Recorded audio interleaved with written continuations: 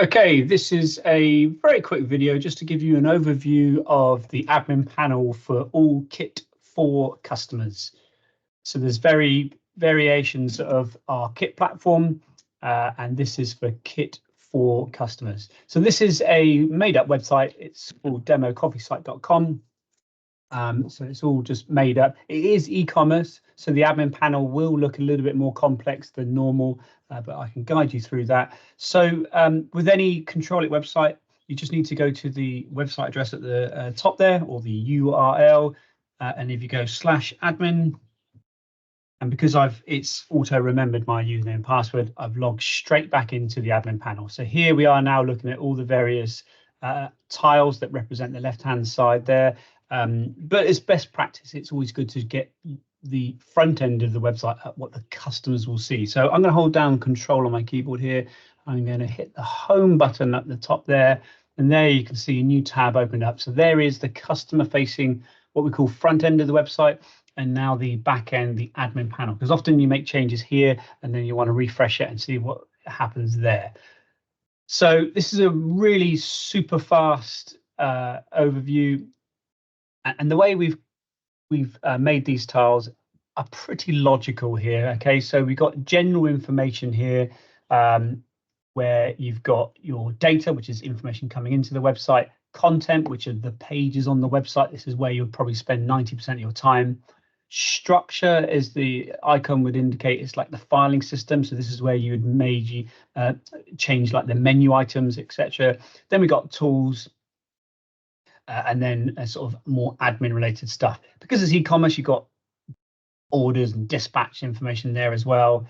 And under content itself, there's various different types of content. You've got a normal content page, like a home page or about us page or a contact us page. But you also have more fancy types of content. So this particular website here, it has an events module here. There's only one event here, so and you can do lots of fancy things with events where you can set them to go up and live in the future, etc. It also has a gallery module where you can scroll through different images, and it also has a news module like news or blog. So that's why you've got a lot under the content. You may not have all these for your website, but the final one, which is related to tools, is media. So this is where you would save up all your files. So I'm going to take you through a whistle-top tour here, and I'm just going to go through the left-hand side. So data, we don't really need to go into a lot of that, but there's so much information here because it's an e-commerce website. So you've got product orders and all that sort of stuff. But really, the thing, if you're non-e-commerce, the types of information you would go to for data is contact forms. So if someone was to contact you and inquire about your services, you can have a look at your contact form here. So I'm going to look at the last one that was submitted, and I'll view that. Here we go, from Mike Wilson, and they've made a filled out form. That's obviously all made up. So that's where you would go for data. I'll close that one down. Content, I'm going to ignore news and all this fancy sort of content. I'm just going to have a look at just pages. So I click on pages. Here's all the pages of the website: home page, test page, about us page. It looks like we've got two about us pages here. So I'm going to click on this one here. About us, we sell coffee. I can create a new page. I hit a new. I can edit this page here. So let's do that. So if I go through, that's just general information about where it's located. Here's SEO information, so the description of that page and the page title. You'd have all this through your training with Control It. But here's the gubbins of the page. This is the main page. So you can basically add in text, you can add in images here, you can add in links, you can do all that sort of stuff. This is basically like Microsoft Word, you know, it's the WYSIWYG interface. What you see is what you get. All right, so there's various things you can do. This isn't the training video for that, so I just cancel out of that one. One thing I will show you though is if I can, every single change you make on any content page saves a version. So if I go into versions of this page, there is loads and loads of different versions. If I go back to one that I made many years ago, view that. it will show me what's been deleted. So this is red with a line through it. And here you go. Here's something new with green that's been added in. And if I thought that's what I want this page to go back to, I could just reinstate this and it would change it back to that old version. It's really, really handy. It's like having a massive undo button, which everybody should have in their lives.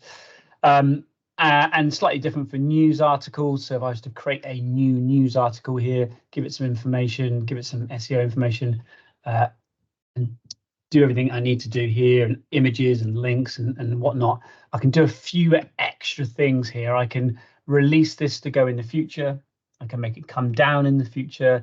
And because it's a news article, I might be able to relate other articles. So if I was writing an article about Colombian coffee, I might want to select this is related. So when a user reads that blog article, reads that news article, they below that article, it suggests other relatable Colombian coffee related articles. So that's really, really cool. That's pretty standard in the sort of news or the blog modules.